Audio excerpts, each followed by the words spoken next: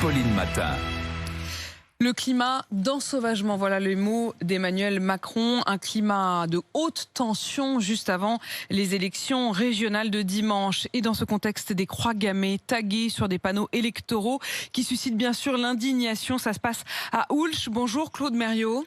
Bonjour. Vous êtes le maire justement d'Oulch et vous nous racontez ce matin ces croix gammées et croix celtiques qui ont été donc taguées à la bombe de peinture rouge et bleue sur les panneaux électoraux chez vous à Oulch. C'était dans la nuit de samedi à dimanche. Vous soupçonnez ou vous savez qui sont les auteurs ? On soupçonne très fortement les auteurs puisque les personnes qui avaient loué notre salle des fêtes ont déclaré aux gendarmes qu'elles n'ont pas fait mystère de leur idéologie nazie ou néo-nazie, et donc il y a une quasi-certitude que ce soit eux, quoi. Attendez, je voudrais juste comprendre, ils assument totalement ? Oui, totalement. Oui. C'est-à-dire qu'il n'y a même pas de gêne, il n'y a même pas d'excuses, il n'y a même pas de... Et non. Non, ils assument que dans la nuit de samedi à dimanche, ils ont été tagués. Je précise évidemment, parce que c'est quand même important de le savoir, qu'il y a 11 panneaux. Sur les 11 panneaux pour les départementales et les régionales, toutes les affiches ont été taguées, à l'exception de l'affiche des candidats du Rassemblement national. Oui, des candidats aux élections départementales, oui. Aux élections départementales du Rassemblement national.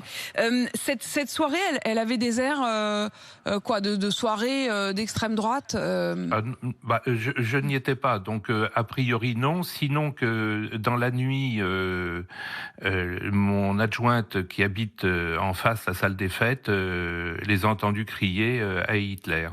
À Hitler ? Oui, voilà. Pendant une fête ? Voilà, oui, de ce qui devait sans doute être une fête. Hein.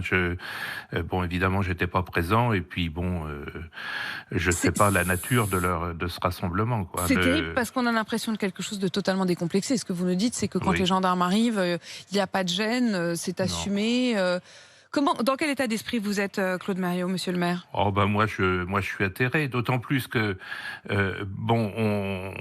on remet ça. Enfin, notre village a été, mais comme bien d'autres villages en France, en 1944, l'objet d'exactions des nazis, donc avec deux massacres au Descends et au Bois de Paillé. Donc même si il reste plus vraiment de témoins, ça rappelle des très très mauvais souvenirs, quoi. Voilà. Vous allez porter plainte ?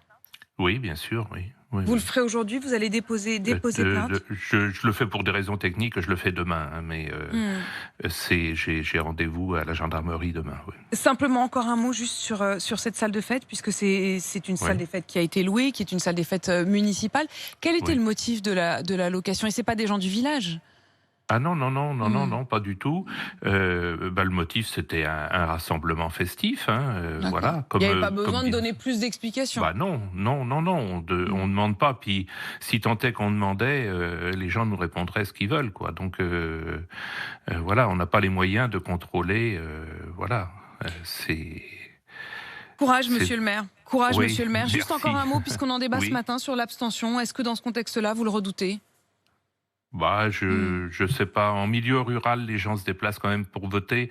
Je pense simplement que cet événement-là, on n'aura pas d'influence, je pense pas, mais c'est plutôt le contexte de l'épidémie, quoi, qui peut encore en avoir. Mais bon, là, c'est un peu l'inconnu, hein, quand même. Hein. C'est l'inconnu, alors qu'en effet, c'est dimanche. Merci, monsieur le maire, Claude Mériot, maire d'Oulch dans l'Indre, d'avoir répondu à mes questions et d'avoir témoigné aussi de ce qui se passe dans votre